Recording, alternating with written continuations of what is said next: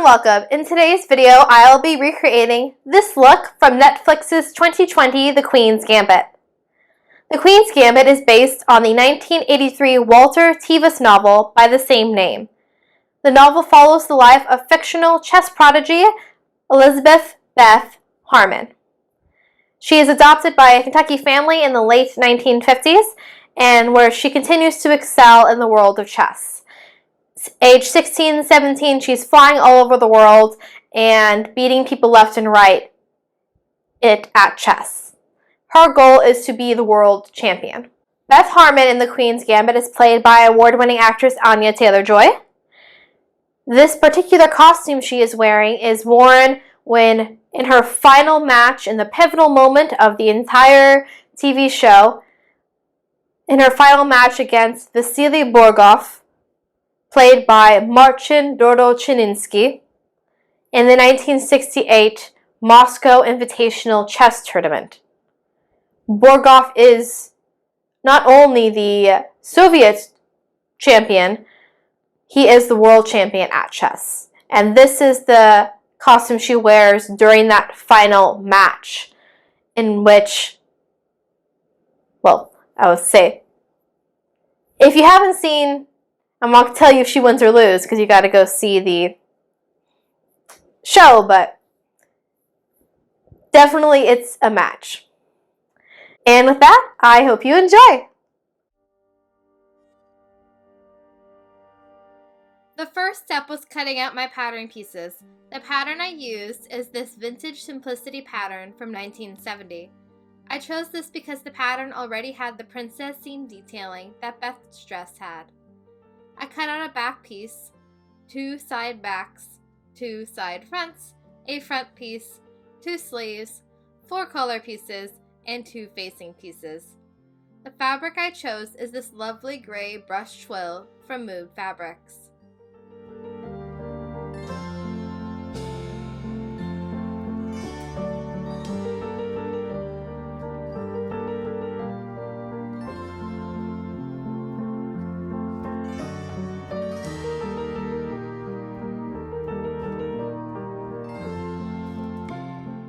Now before the dress could be assembled, I serged all the pieces to finish the raw edges.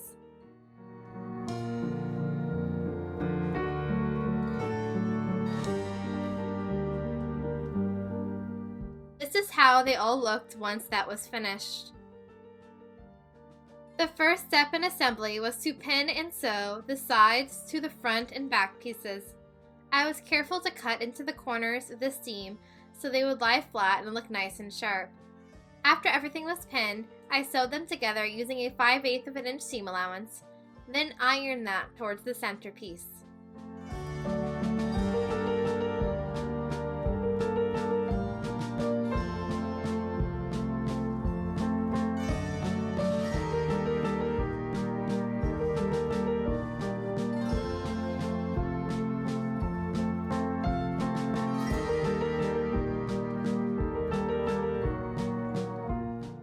Top stitch 3/8 of an inch away from the seam in order to mimic the appearance of the top stitching on the dress from the show. I carried that top stitching down all the way to the hem.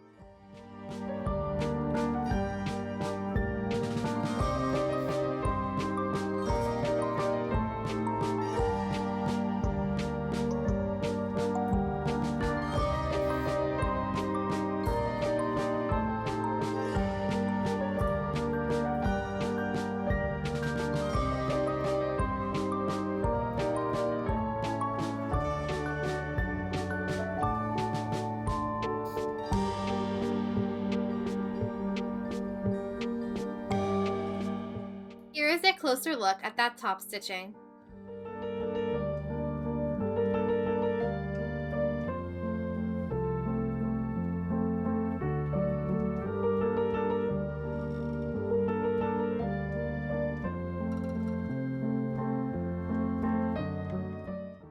Now that the front and back panels were assembled, it was time to join them at the shoulder seam, which you see me pinning here.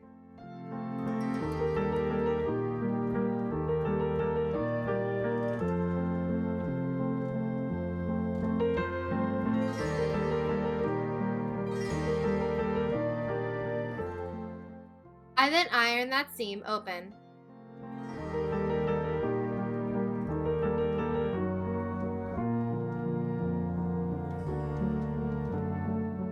Before the collar and facing pieces could be sewn on, they had to be interfaced, for which I used a lightweight iron-on Pellon interfacing.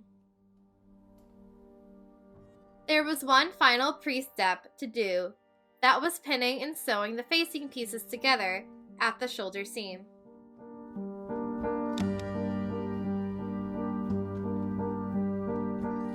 Now I could finally turn my attention to the collar, which I draped myself. There will be a link to the pattern below if you're interested. The perimeter of the collar pieces were pinned, then sewed together. I then trimmed my corners and clipped my curves in order to get my collar to turn out nicely. In order to aid further in the turning out process, I used this wooden point turner. The collar pieces were then ironed flat.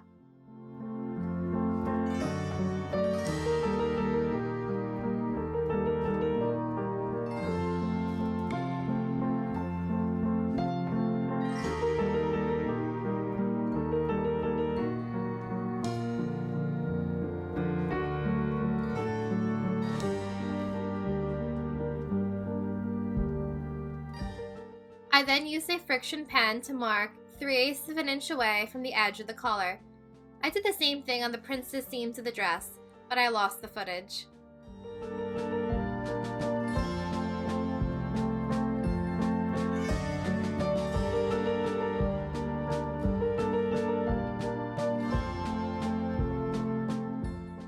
I then top stitch over those lines by machine.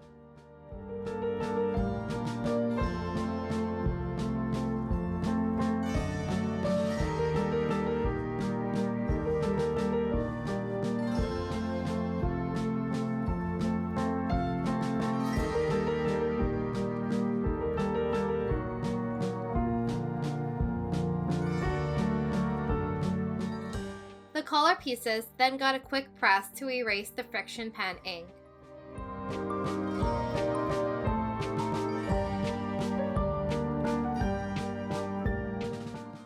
I then pinned the collar pieces to the dress matching notches.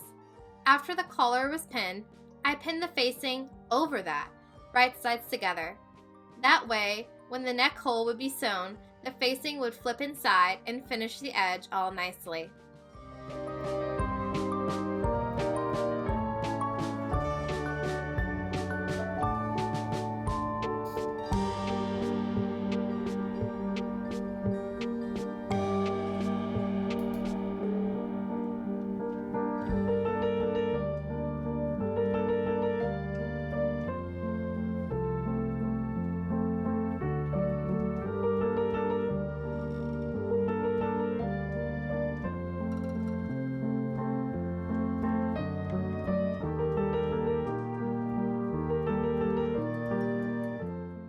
I then sewed that very bulky seam by machine.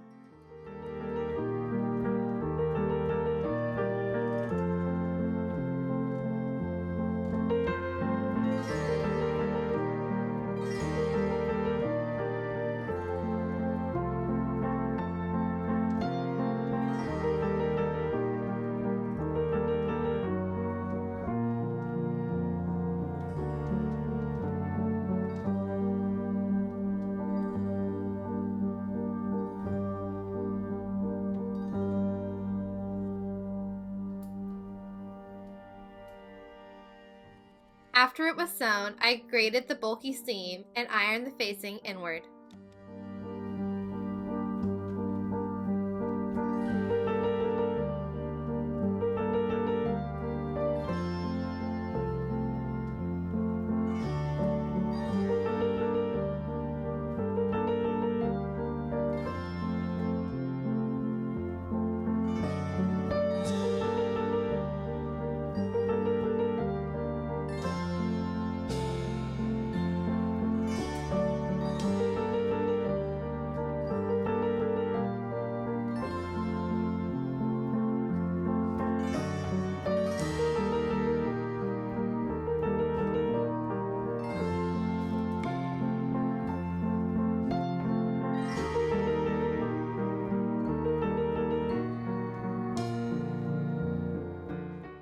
I then pin the facing in place and top stitch 3/8 of an inch away from the neck hole.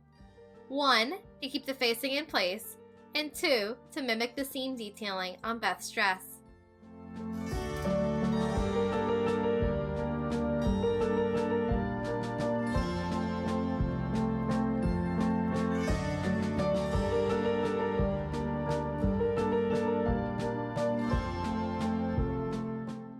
Now that the collar is finished, I pinned, sewed, and ironed open the side seams.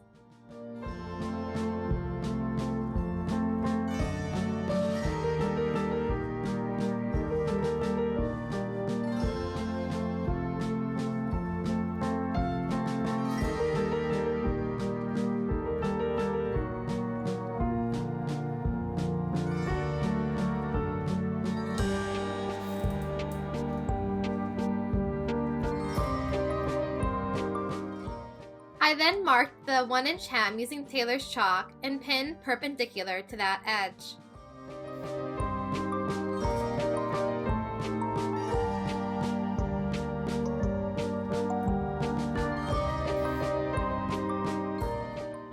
The reason I did that is because, as you see here, by pinning perpendicular, you can iron your hem thoroughly without worrying about melting your pin heads.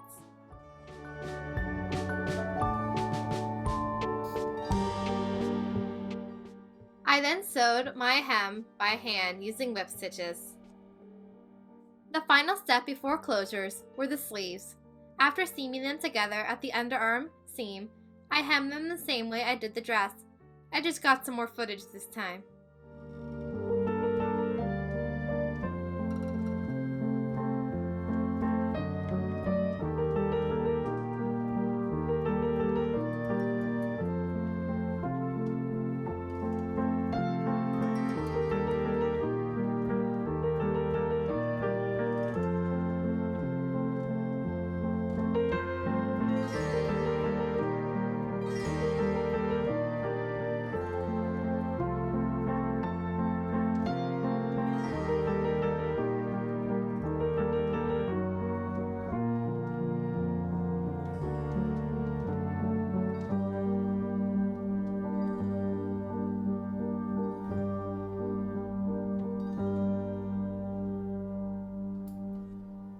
Once the sleeves were hemmed, they were set in the dress.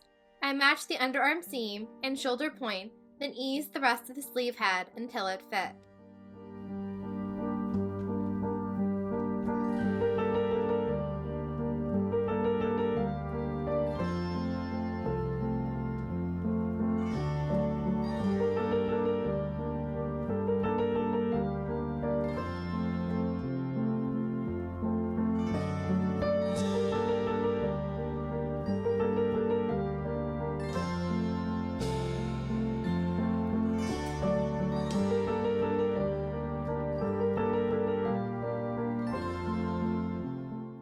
I then sewed this by machine, being careful to get my hand in between the layers to make sure nothing was getting caught.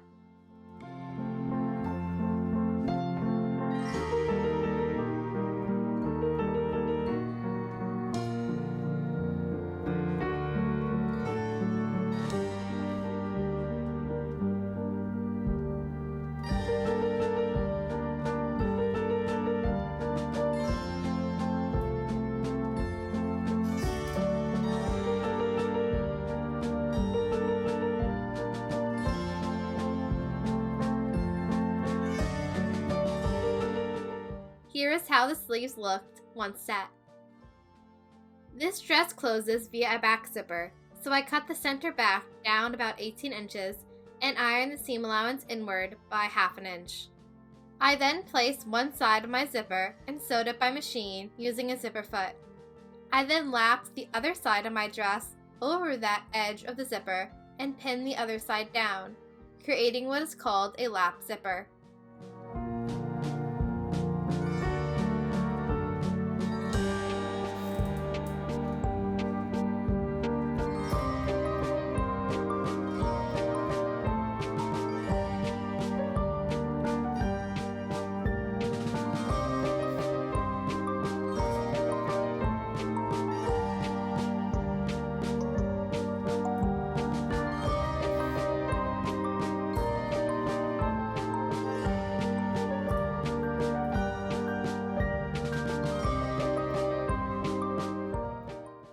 Here is the finished zipper.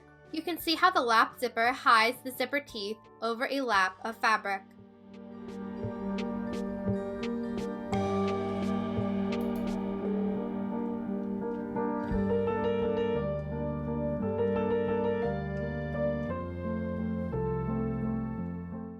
I then turned under the facing edges where they met the zipper and tacked them down by hand.